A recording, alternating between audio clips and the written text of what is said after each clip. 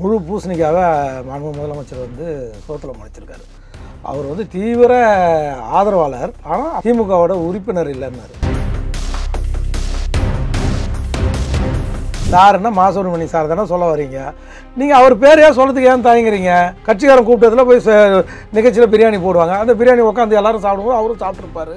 சால்வை போட்டுருமா 2 கோடி தொண்டர்கிறதுல ஒரு மந்திரி வந்து ஒரு சால்வை போடும்போது இவங்கெல்லாம் ஸ்கேன் பண்ணி ஸ்க்ரீன் பண்ணி சால்வை போடுறது தத்து நிறுத்துன்னு சொல்ல முடியுமா? எப்படிப்பட்டவன் எப்படி சொல்ல முடியும்? ஸ்டாலின் சால்வை போட்டவன், உதயநிதிக்கு சால்வை போட்டவன், உதயநிதி கூட சாப்பிட்டவன், உட்காந்தவன், சினிமாவில் நடித்தவன் எல்லாரையும் பிடிச்சி உள்ள தான் போன நீங்கள் முடியுமா?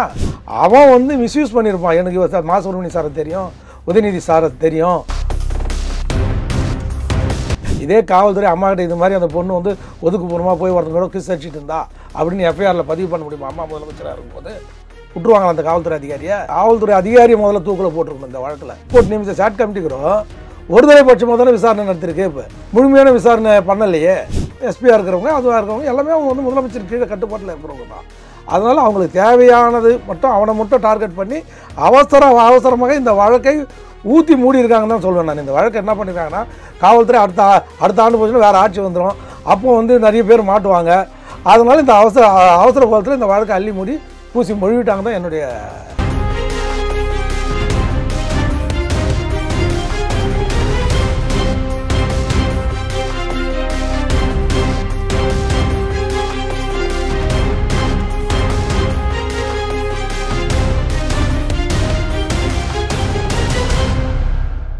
ரியல் ஒன் நண்பர்கள் உறவுகளுக்கு வணக்கம். பல்வேறு முக்கியமான தகவல்களை, செய்திகளை நம்முடைய உறவுகளுடன் பகிர்ந்து வரும் அதிமுகவுடைய முன்னாள் நிர்வாகி ஆவின் வைத்தியநாதன் அவர்கள் நம்முடைய இருக்கிறார். வணக்கம் சார். ரியல் ஒன் நேயர்களுக்கு வணக்கம். இப்போ அண்ணா யூனிவர்சிட்டி விவகாரம், ஞானசேகரன், சென்னை ஹைகோர்ட்டை பொறுத்த வரைக்கும் வரக்கூடிய 2ஆம் தேதி தீர்ப்பு வழங்க போறாங்க. குற்றவாளி அப்படிங்கிறத உறுதிப்படுத்திட்டாங்க. பெருவாரியான மக்கள் இதை வரவேற்கிறாங்க. நீதி நிலைநாட்டப்படுகிறது, நியாயம் கிடைக்கிறது அப்படிங்கிற கருத்துக்களை முன்வைக்கிறாங்க. ஆனா திமுகவை பொறுத்த வரைக்கும் இந்த ஞானசேகரனுக்கு குற்றவாளி அப்படிங்கிற நிலைக்கு ஹைகோர்ட் போனதற்கே நாங்க தான் காரணம் அப்படின்னு கிரெடிட்டை எடுக்கக்கூடிய வேலைகள்ல ஈடுபட்டு இருக்காங்க. கனிமொழி அவர்களுடைய ஸ்டேட்மெண்ட்டை கூட நீங்க பார்த்திருப்பீங்க. இதை எப்படி பாக்குறீங்க? முதல்ல மாண்பு முதலமைச்சர் ஸ்டாலின் அவர்கள் சட்டமன்றத்திலே அதை பற்றி சொல்லியிருக்காரு. அதாவது முழு பூசணிக்காக மாண்பு முதலமைச்சர் வந்து சோத்துல முளைச்சிருக்காரு. அவர் வந்து தீவிர ஆதரவாளர், ஆனால் திமுகவோட உறுப்பினர் இல்லைன்னாரு. போலீஸ் ரைடு பண்ணி அவங்க வீட்டில் எடுக்கும்போது அந்த உறுப்பினர் அட்டையை எடுத்துட்டாங்க. அந்த தைரியத்தில் தான் வந்து மாண்பு முதலமைச்சர் வந்து சட்டமன்ற அவை குறிப்பில் ஏறக்கூடிய ஒரு விஷயத்தில் வந்து மிகப்பெரிய பொய்யை சொல்லியிருக்கார். சட்டமன்றத்திலே பொய்யை சொல்லியிருக்கார். அது எப்படி தீவிர ஆதரவாளராக அவர் வீட்டில் போய் கட்சிக்காரங்கள்லாம் மந்திரியிலேருந்து மாவட்ட செயலாளர் எல்லாம் போய் பிரியாணி சாப்பிட்றது, அவருடைய நிகழ்ச்சியில் கலந்துக்கிறது, அவர் திமுக கொடியை பிடிச்சி ஒரு உறுப்பினரே இல்லாத திமுக கொடியை எப்படி பிடிச்சிட்டு நடப்பான்? கலைஞர் வந்து அருமையாக சொல்லுவார். ஒரு கோர்ட்டில் வந்து 2 பொண்டாட்டி விவகாரத்தில் ஒரு ராஜாத்தி அம்மா கேஸில் தேலம்மா கேட்கும்போது சொன்னார், இவர்கள் மனைவி அவர்கள் துணைவி அப்படின்னாரு. எப்படி மனைவி துணைவி? அதே மாதிரி தான் தளபதி ஸ்டாலின் வந்து இந்த விஷயத்தில் அவர் என் உறுப்பினர் இல்லை, ஆனால் தீவிர ஆதரவாளர். ஏன்னா அதை மறைக்க முடியாது. சரி, ஒரே ஒரு விஷயம் கேட்குறேன் தளபதி ஸ்டாலின்ட்ட. அப்படின்னா சைதாப்பேட்டை ஃபங்க்ஷனுக்கு, இந்த தொகுதியோட ஃபங்க்ஷனுக்கு வராரு. ஒரு முக்கியமான ஃபங்க்ஷன், இந்த இன்சிடென்ட் நடந்த ஒரு மாதத்தில் வரும்போது மாண்புமிகு மக்கள் நல்வாழ்வுத்துறை அமைச்சர் மா சுப்பிரமணியனை அவாய்ட் பண்ணியதுக்கு வந்தார். அவர் அந்த தொகுதியோட மாவட்ட செயலாளர், சட்டமன்ற உறுப்பினர். அவர் அவாய்ட் பண்ண வேண்டிய வேலை இல்லையே. ஆனால் அதனால் மா சுப்பிரமணிய சாருக்கு வந்து இதில் சம்மந்தம் இருக்குன்னு நான் சொல்ல வரல. டே ஒன்லேயே இதே ரியல் ஒன்னில் நம்ம தான் முதல்ல பதிவு பண்ணோம். மீடியாலாம் அவருக்கு எதிராக போயிட்டு இருக்கும்போது நம்ம தெளிவாக ஒரு பேரை சொல்லி, சார்னா 2 பேர் சார் தான் இருந்தார். ஒன்று இதே தொகுதியை சேர்ந்த RS ஸ்ரீதர் சார், இன்னொன்று வந்து மா சுப்பிரமணியன் சார். இவங்க 2 பேர் தான் அந்த சார்ன்ற வார்த்தையை அதிகாரிகிட்ட பேசும்போது அதிக அளவு பயன்படுத்தக்கூடிய, அதனால தான் சார் என்ற வார்த்தையை சொன்னாப்புல. ஆனால் குற்றவாளி வந்து தான் தப்பித்து கொள்வதற்கு யார் பேரை வேணாலும் சொல்லலாம், பயன்படுத்தலாம். ஆனால் அதில் மா சுப்பிரமணியன் சார் வந்து இதில் ஒரு துளியும் வந்து சம்மந்தம் இருக்காதுன்றது ஆணித்தரமாக நான் சொன்னேன். இன்றைக்கி தீர்ப்புலையும் அதுதான் வந்திருக்கு. அவரை தவிர வேறு யாரையும் இந்த வழக்கில் வந்து இந்த தீர்ப்பு வந்து ஏதோ திமுகவோட தீர்ப்புன்னு சொல்ல முடியாது. அமைச்சிருக்காங்க. யார்? ஹைகோர்ட் தானா முன் வந்து இந்த வழக்கை எடுத்து இவ்வளோ விரைவாக எனக்கு டைம் ஃப்ரேம் பண்ணி டெய்லி மானிட்டரிங். ஹைகோர்ட் வந்து இந்த கேஸை வந்து daily day by day monitor பண்ணிட்டு இருந்தாங்க. அதில் இந்த வழக்கு வந்து 154 நாளில் தீர்ப்பு வந்திருக்குன்னு தான் சொல்லணுமே தவிர இதுக்கு கிரெடிட்டும் திமுக எடுக்க முடியாது. இதுக்கு அது மாதிரி நடந்ததுன்றதுக்கு வேணால் தலைகுனிவாக இருக்கலாம். ஒரு அண்ணா யூனிவர்சிட்டியில் மெத்த படித்து அதில் திமுக பண்ண தவறுகள் நான் சொல்கிறேன். எஃப்ஐஆர்லேயே அவ்வளோ பெரிய தவறு இருக்குது. அதில் எஃப்ஐஆரில் அந்த ஒரு பெண்ணுன்னு கூட கருதாமல் அந்த பெண்ணு ஒதுக்குப்புறமாக போய் அந்த பையனோட வந்து காலேஜ் ஸ்டூடெண்ட்டோட வந்து முத்தம் கொடுத்துருந்தா அப்படின்றது வந்து அப்படியே கொடுத்துருந்தா கூட அதை வந்து எஃப்ஐஆரில் வந்து ஒரு பெண்ணின் வாழ்க்கையை வந்து சீரடிச்சிருக்கூடாது. அது கல்லூரி மாணவ வாழ்க்கை சீரடிச்சது யாருன்னா தமிழக முதல்வர் கீழே இயங்கக்கூடிய காவல்துறை. அது ஏவல்துறைன்னு தான் சொல்லணும். அந்த ஏவல்துறை தான் இதில் வந்து எஃப்ஐஆரே தப்பு பண்ணியிருக்கு. அந்த எஃப்ஐஆரே லீக் பண்ணது சுப்ரீம் கோர்ட் வரையும் கண்டனம் தெரிவிச்சாங்கன்றது நம்மளாம் பார்த்தோம். கண்டனம் மட்டுமில்ல, அந்த மாணவிக்கு காவல்துறை அதிகாரிகள் இதில் ஈடுபட்ட அதிகாரிகள் மூலமாக இழப்பீடு 25 லட்சம் ரூபாய் கொடுக்கணும் அப்படின்னு சொல்லி ஹைகோர்ட் டைரக்ஷன்லாம் கொடுத்துருக்கு. இதில் என்ன சொல்ல வரேன்னா, முழுக்க ஆரம்பத்தில் வந்து காவல்துறை வந்து அந்த பொண்ணு வந்து கம்ப்ளைண்ட்டை வாபஸ் வாங்கணுன்றது தான் அந்த மேட்ரு. அதுக்குள்ளே அது என்ன ஆச்சுன்னா அண்ணாமலை கையில் எடுத்துட்டார். ஹைகோர்ட்டுக்கு கையில் எடுக்கிறதுக்கு முன்னாடி இப்போ இருந்தால் நயனார் தான் எடுத்துருக்க மாட்டார். அவர் வந்து எப்போவுமே வியாபாரி, திமுக கூட ஒரு லிங்க் இருப்பார், அண்ணா திமுக கூட ஒரு பேர் இருப்பார். தமிழ்நாடு ஃபுல்லாக ஸ்பீடு வட்டி விடுவார். அவர் வட்டி வியாபாரம், ஹோட்டல் வியாபாரம் இதை தான் பார்ப்பார். அதுக்கே அவருக்கு நேரம் இல்லை. அவர் எப்படி கட்சி பண்ணுவார்? அண்ணாமலை மாதிரி பெரிய நம்ம அன்றைக்கே சொன்னோம், பிஜேபி அமித்ஷா பண்ண மிகப்பெரிய தப்பு எதிரானா அண்ணாமலையை எடுத்தது. அது எடப்பாடிக்கும் சம்மந்தம் இருந்தால் எடப்பாடிக்கும் மிகப்பெரிய மைனஸு. 2026 அவர் ஜெயிக்கிறதுக்கே அண்ணாமலை இல்லைன்னா மிகப்பெரிய கேள்விக்குறி ஆகிடும் நம்ம சொன்னோம். இன்றைக்கி அண்ணாமலை எடுத்ததுக்கு அப்புறம் அவர் போய் இந்த கட்சி தலைவர் பதிவாகி கிட்டத்தட்ட 2 மாதத்துக்கு மேலே ஆகுது. கட்சி பிஜேபி இருக்கிற இடம் இல்லாமல் காணாமல் போயிடுச்சு தமிழ்நாட்டில். உண்மையா? அண்ணாமலை இருந்த காலகட்டத்தில் இருந்த அந்த வேகம் இப்போ வந்து நயனா நாகேந்திரன் அவருக்கு எதிர்பார்க்க முடியாது அப்படின்னு அவரே அதை சொல்கிறாரு. நான் தென்றல், அவர் வந்து புயல்ன்றது யார் சொல்கிறாரு? நயனாரே சொல்கிறார். நீ தென்றலோ புயலோ கட்சி ஆஃபீஸுக்கு டெய்லி வந்து கட்சி பண்ணியை பார்க்க மாட்டியே, உங்கள் வியாபாரம் பார்க்கறதுக்கு உனக்கு டைம் பார்த்தாத. இந்தியா ஃபுல்லாக ஹோட்டல் நடத்துறீங்க, அந்த ஹோட்டல் பார்க்கணும். தமிழ்நாடு ஃபுல்லாக ஸ்பீடு வட்டி விடுறீங்க, அந்த வேலையை பார்க்கணும். வட்டி விடுற வேலையை பார்க்கணும். வட்டி விடும்போது ஆளுங்கட்சியோட தயவு தேவையா தேவையில்லையா உங்களுக்கு? நான் கேட்கறது பதில் சொல்லுங்கள். ஆளுங்கட்சியோட தயவு வட்டி கொடுறாங்க ஆசாமிகளுக்கு தேவையா? ஸ்பீடு வட்டி கொடுத்து தேவையா தேவையில்லையா? தேவை. அதனால் ஆளுங்கட்சி அவர் பகிச்சிக்க மாட்டார்.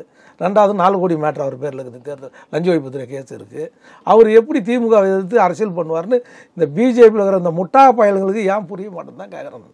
பிஜேபி தலைவர் முட்டா பயலுங்க இருக்கானுங்க பாருங்க, மொத்த முட்டா பயலுங்க மேலே டெல்லியில் உட்காந்து இங்கே ஆட்சி பண்ணுறானுங்க பாருங்க. அவனுங்களை தான் கேட்குற அந்த கேள்வியை.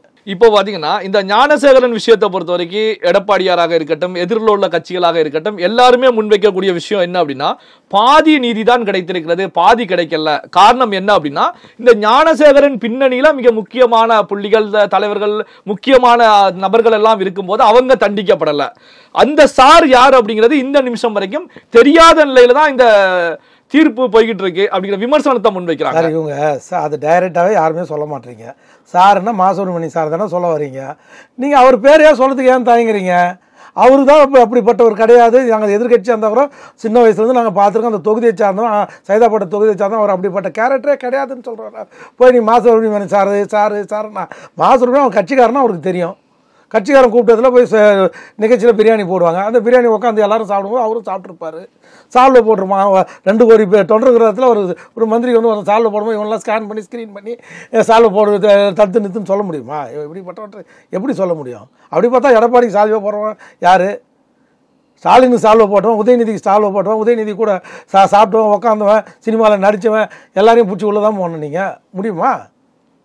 அதாவது அந்த ஒரு விஷயத்தில் மிகப்பெரிய தப்பு மீடியா ட்ரையல் பண்ணியிருக்காங்க. சுப்ரீம் கோர்ட் பல வழக்கில் சொல்லியிருக்கு. என்னென்னு சென்சிட்டிவான வழக்கு இருந்தால் அந்த வழக்கில் வந்து மீடியா ட்ரையல் பண்ணிங்கன்னா என்ன ஆகுன்னா, மாண்புமிகு நீதியரசர்களுடைய மைண்டை சேஞ்ச் பண்ணக்கூடிய நீதி அவன் சைடில் நியாயம் இருந்தால் கூட அவனுடைய நியாயத்தை வந்து பதிவு பண்ண மாட்டாங்க நீதியரசர்ன்றது மிக தெளிவாக பல வழக்கில் சொல்லுவாங்க. அதனால் மீடியா ட்ரையலுக்கும் மீடியா வச்சு நம்ம வந்து ஒரு வழக்கை பார்க்கக்கூடாது. இந்த வழக்கில் வந்து 75% மீடியா ட்ரையல் நடந்திருக்கு. இதில் சம்மந்தப்பட்ட அந்த பொண்ணு மாசுமணி சார் பேரை சொல்லிச்சா? பாதிக்கப்பட்ட பொண்ணு சொல்லலை, சொல்லிச்சா? இல்லை, இதன் பின்னணியில வந்து யார் இருக்காங்க அப்படிங்கிறத தாண்டி யாரோ இருக்கிறாங்க அப்படிங்கிற விஷயம் அங்கே ஒரே ஒரு விஷயம் உறுதிப்படுத்தப்படுது. இவன் பார்த்து நான் என்ன நடந்தது உங்களுக்கு மிக ஏற்கனவே சொன்னதான் ஒரு வாட்டி தெளிவு பண்ணுறேன். அவன் வந்து மிஸ்யூஸ் பண்ணியிருப்பான். எனக்கு மாசுமணி சாரை தெரியும், உதயநிதி சாரை தெரியும் அப்படின்னு யார் பாதிக்கப்பட்டவன் பிடிப்பட்டவன் தன்னை காத்துக்கொள்வதற்காக போலீஸ் ஸ்டேஷனை மிரட்டுறதுக்கு அதை பயன்படுத்தியிருக்கான். போலீஸும் அந்த மிரட்டலுக்கு பயந்து தான் எஃப்ஐஆர் அந்த பொண்ணு பேர்லேயே திருப்பி இருக்குது. பாருங்கள், அந்த பொண்ணு ஒதுக்குப்புறமாக போய் ஒதுங்கியிருக்கு.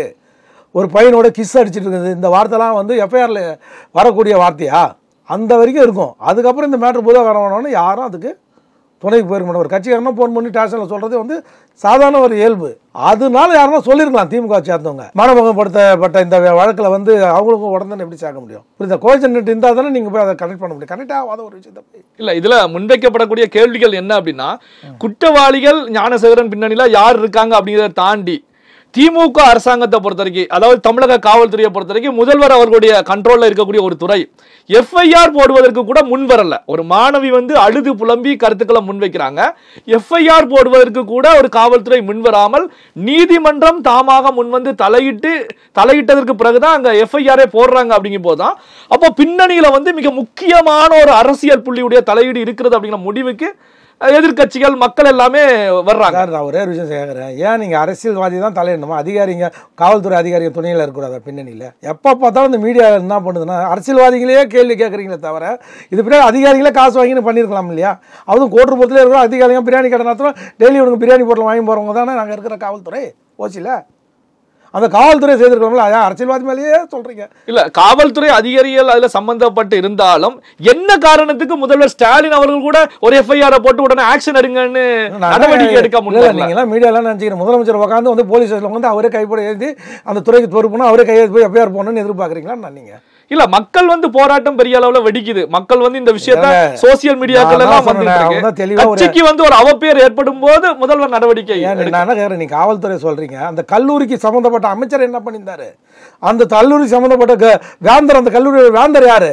கவர்னர் தூங்கி இருந்தாரா? நீங்க வேந்தரே 2 பேரும் சண்டை போட்டு மாநில அரசு மத்திய வேந்தரே நியமிக்க மாட்டீங்க, ரெஜிஸ்ட்ரார் நியமிக்க மாட்டீங்க, யாருமே நியமிக்க மாட்டீங்க. ஆனால் நிர்வாகம் நடக்கும்னா எப்படி நடக்கும்? இப்படி தான் நடக்கும். இந்த மாதிரி குளறுபடி தான் நடக்கும். இவ்வளோ பேசுகிற இந்த மீடியா, இதுக்கு முன்னாடி ஒரு கவர்னர் இருந்தார், யாரு?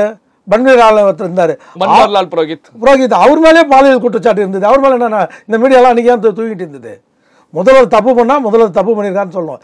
இந்த விஷயத்தில் முதல்வர் தப்பு பண்ணலை, சரி பண்ணுற முயற்சியில் அவர் இறங்க மாட்டார். நம்ம முதல்வரை பற்றி உங்களுக்கு தெரியுமோ தெரியாது, எனக்கு நல்லா தெரியும். யார் மாட்டினாலும் கைட்டி விட்டு வர்றது அவங்க கட்சி.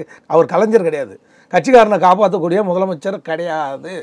அவங்கள யார் பொன்முடி மாட்டினாலும் அந்த பொட்டியை கைட்டு விடுவார், துரைமுருகன் மாட்டினாலும் அந்த பொட்டியை கைட்டு விடுவார். நான் மகனே மாட்டினா கூட நாளைக்கு பொட்டியை கைட்டு விடுவார், காப்பாற்ற முயற்சி பண்ண மாட்டார். முதல்வருடைய தளபதி ஸ்டாலினுடைய ஸ்டைல் இதுதான். இது நீங்கள் புரிஞ்சிக்க மாட்டீங்க. அவர் பதவி இருக்கும்போது எல்லா மந்திரிகிட்ட சொல்கிற வார்த்தை இது தான். அம்மா ஒரு வார்த்தை சொல்லுவாங்க, எல்லா மந்திரிகிட்ட பதவி இருக்கும்போது என்ன தெரியுமா, எல்லாம் அம்மாவோட ஆசிரியர் வந்து நான் வேற சசி வேற இல்லை அப்படின்னு சொல்லுவாங்க. எதுவாக இருந்தாலும் நீ சசிகிட்ட பேசுங்கன்னுவாங்க, எல்லா மந்திரிகிட்டையும் ஃப்ரீயாக பேசிங்கன்னுவாங்க.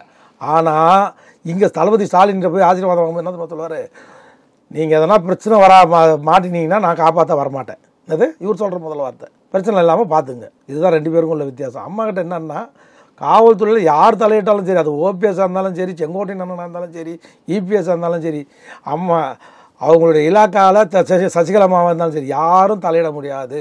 அம்மா கிட்ட இருந்த காவல்துறை வேற, இதே காவல்துறை அம்மா கிட்ட இது மாதிரி அந்த பொண்ணு வந்து ஒதுக்குப்புறமா போய் ஒருத்தங்களோட கிஸ் அடிச்சுட்டு இருந்தா அப்படின்னு எஃப்ஐஆரில் பதிவு பண்ண முடியுமா? அம்மா முதலமைச்சராக இருக்கும்போது விட்டுருவாங்களா அந்த காவல்துறை அதிகாரியை? காவல்துறை அதிகாரியை முதல்ல தூக்கில் போட்டிருக்கணும். இந்த வழக்கு பதியாத காவல்துறை அதிகாரியை தான் இந்த நீதிமன்றம் கண்டனம் தெரிவிச்சிருக்கணும். ஒரு இடத்துல கூட உயர் நீதிமன்றம் இந்த காவல்துறை அதிகாரியை கண்டனம் தெரிவிக்கல. அதே மாதிரி இப்போ விசாரணை நீதிமன்றமும் காவல்துறையை வந்து மெத்தனமாக செயல்படுது, எஃப்ஐஆரை சரியாக பண்ணலை, முழுமையாக விசாரிக்கல. நான் என்ன கேட்குறேன், இந்த நீதிமன்றத்துக்கு அவ்வளோ அவசரம் என்ன? எல்லா வழக்கிலும் இது மாதிரி விசாரித்து வேகமாக தீர்ப்பு கொடுத்துருவீங்களா? பொள்ளாச்சி வழக்கில் மட்டும் 4.5 ஆண்டு மொத்தம் 6.5 ஆண்டு எதுக்கு எழுதிங்க? இந்த வழக்கில் மட்டும் ஏன் உடனுக்குடன் தீர்ப்பு கொடுங்க? இதில் உடனுக்குடன் தீர்ப்பு கொடுத்ததுனால என்ன தெரியுமா ஆகணும்? குற்றம் சாட்டப்பட்டுள்ள குற்றவாளி, இப்போ தான் நேற்று தான் குற்றவாளி, இது வரைக்கும் குற்றம் சாட்டப்பட்டவர், அவருக்கு எதிரான நீதிகள் நியாயங்கள் மறுக்கப்படும். ஏன் செந்தில் பாலாஜி மட்டும் 900 சாட்சிகளை ஏற்றுனீங்களே, இந்த வழக்கில் ஏன் அது மாதிரி ஏற்ற மாட்டீங்க? எத்தனை சாட்சிகளை ஏற்றிருக்கிறீங்க இந்த வழக்கில்? அப்புறம் சாட்சிகள் எத்தனை பேர் ஏற்றினா இத்தனை சாட்சிகளை விசாரணைக்கு உட்படுத்தணுமா இல்லையா? பஸ் கண்டக்டர் வழக்கில்ங்க 900 சாட்சிங்க. எப்போ எந்த காலத்தில் இந்த சாட்சியெல்லாம் விசாரிச்சு எந்த காலத்தில் அப்படி ஏற்றணுங்க? இந்த வழக்கில் மட்டும் எதுக்கு துரிதம் காட்டுறீங்க? வழக்கு வந்து ஒரு நீதியரசருக்கு கூட சொல்கிறேன், ஒரு வழக்கு விசாரிக்கும் பொழுது நீதிமன்றமும் நீதியரசர்களும் மாண்புமிகு நீதியரசர்களும் அதீத இன்ட்ரெஸ்ட் காமிக்கக்கூடாது. என்னது, எந்த ஒரு வழக்கிலையும் நீதியரசர்கள் நீதி பரிமாணம் என்ன சொல்லுதுன்னா 2 பக்கமும் பார்க்கணும், போத் சைடு ஆப்பர்ச்சுனிட்டி கொடுக்கணும். அதுவும் லைஃப் சென்டென்ஸ் ஒரு மேட்டர் எடுத்துகிட்டு போகிறோன்னா அதுக்கு அவனுக்கு கடைசி வரைக்கும் அவனுக்கு வாய்ப்பு தரணும். யாருக்கு? இவங்க ஃபாரன்சிக் டிபார்ட்மெண்ட்டில் எடுத்தாங்கன்றாங்க. ஃபாரன்சிக்கில் நான் அந்த செல்ஃபோனில் என்னென்ன இருந்தது, நீங்கள் இந்த வீடியோ படம் மட்டும் தான் சொல்கிறீங்க. அந்த செல்ஃபோனில் யாருக்கு ஃபார்வேர்டு பண்ணானா இல்லையா? அப்புறம் இவங்க செல்ஃபோனில் யார்கிட்ட கால் பேசியிருக்கான், கால் டீட்டெயில்ஸ் ரெக்கார்டு சிடிஆரில் என்னென்ன பதிவாயிருக்கு, அண்ணன் மா சுப்பிரமணியன்கிட்ட எத்தனை முறை பேசியிருக்கான், அண்ணன் உதயநிதி தம்பி உதயநிதிக்கிட்ட எத்தனை முறை ஃபார்வேர்டு பண்ணியிருக்கான் அப்படின்றலாம் நீ வந்து ஃபாரன்சிக் ரிப்போர்ட்டெல்லாம் சப்மிட் பண்ணல. உனக்கு தேவையான இந்த ஒரு வீடியோ கிளிப்பிங் மட்டும் தானே இந்த சாட் கமிட்டியும் பண்ணியிருக்கு. நான் சொல்கிறது ஹைகோர்ட் நியமித்த சாட் கமிட்டிக்கிறோம் ஒரு தலைப்பட்சமாக தானே விசாரணை நடத்திருக்கு. இப்போ முழுமையான விசாரணை பண்ணலையே. அந்த அவங்க ஸ்டேட் கவர்மெண்ட் கண்ட்ரோலில் தானே இருக்கிறாங்க. ஸ்டேட் கவர்மெண்ட்டுக்கு எதிராக இருக்கிற விஷயத்தை எப்படி பண்ணுவாங்க? எஸ்பியாக இருக்கிறவங்க அதுவாக இருக்கிறவங்க எல்லாமே அவங்க வந்து முதலமைச்சர் கீழே கட்டுப்பாட்டில் இருக்கிறவங்க தான். அதனால் அவங்களுக்கு தேவையானது மட்டும் அவனை மட்டும் டார்கெட் பண்ணி அவசரமாக இந்த வழக்கை ஊற்றி மூடி இருக்காங்கன்னு தான் சொல்லுவேன் நான். இந்த வழக்கை என்ன பண்ணியிருக்காங்கன்னா, காவல்துறை அடுத்த ஆண்டு போச்சுன்னா வேறு ஆட்சி வந்துடும், அப்போ வந்து நிறைய பேர் மாட்டுவாங்க. அதனால் இந்த அவசர கோலத்தில் இந்த வழக்கை அள்ளி மூடி பூசி மொழிவிட்டாங்க தான் என்னுடைய குறிப்பிட்ட கால அவகாசம். ஒரு 6 மாதமாவது குற்றவாளிக்கு தன்னுடைய தரப்பு நியாயத்தை சொல்கிறதுக்கு வாய்ப்பு வழங்கியிருக்கணும். ஆனால் இந்த நீதிமன்றம் வழங்காதது வருத்தத்துக்கு விஷயம். பல்வேறு முக்கியமான தகவல்களை செய்திகளை நம்முடைய உறவுகளுடன் பகிர்ந்து கொண்டதற்கு நன்றி சார். நன்றி, வணக்கம்.